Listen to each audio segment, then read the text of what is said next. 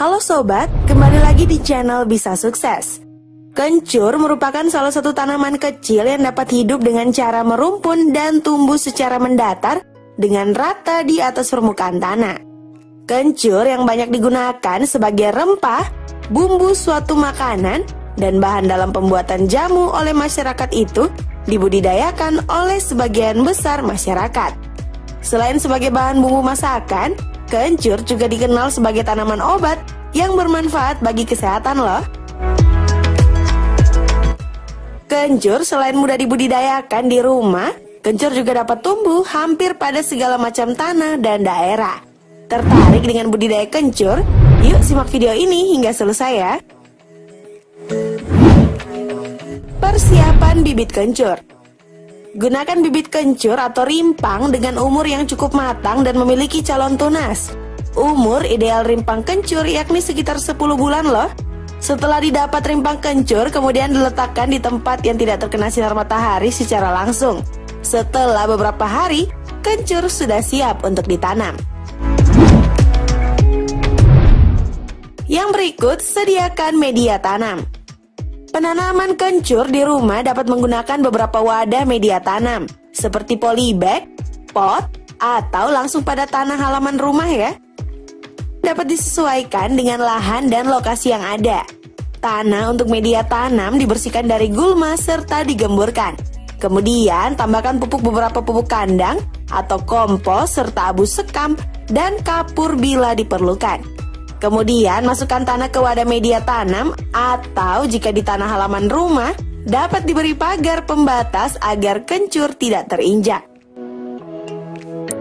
Sebelum kita lanjutkan, dukung ya channel ini dengan tekan tombol subscribe dan nyalain tombol lonceng notifikasinya agar tidak ketinggalan video terbaru dari channel kami. Selanjutnya adalah jarak tanam. Untuk penanaman di dalam polybag, tanam 2 hingga 3 rimpang bibit kencur di dalam satu polybag.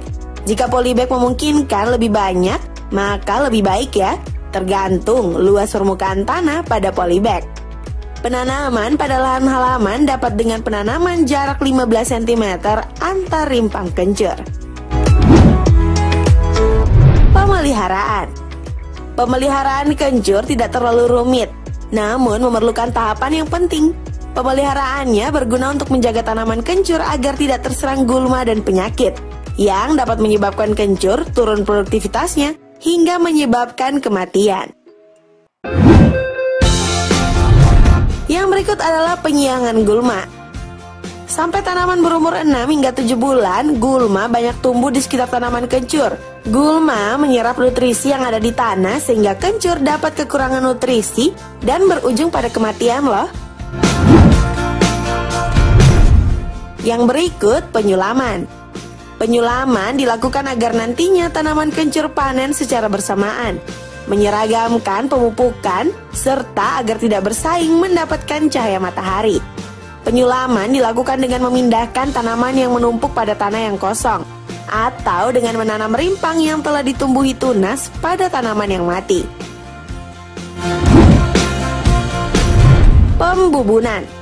Pembubunan dimaksudkan agar rimpang tanaman kencur selalu tertutup oleh tanah.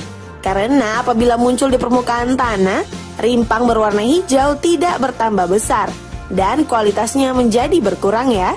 Pembubunan juga berfungsi agar penyerapan nutrisi oleh akar semakin efisien dan efektif. Panen dan pasca panen. Panen untuk konsumsi dimulai pada umur 6 sampai 10 bulan. Pemanenan dilakukan sesegera mungkin ya.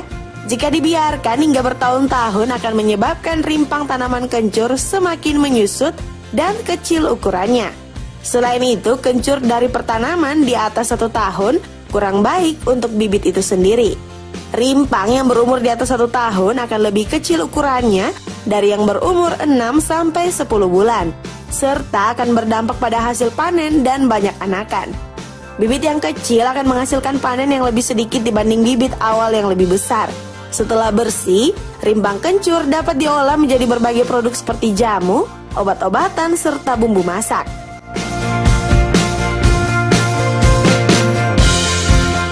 Nah, itulah tadi informasi tentang budidaya kencur yang dapat kami berikan. Semoga bermanfaat untuk sobat semuanya yang tertarik dengan budidaya kencur. Jangan lupa ya nonton video kami yang lainnya. Bye-bye.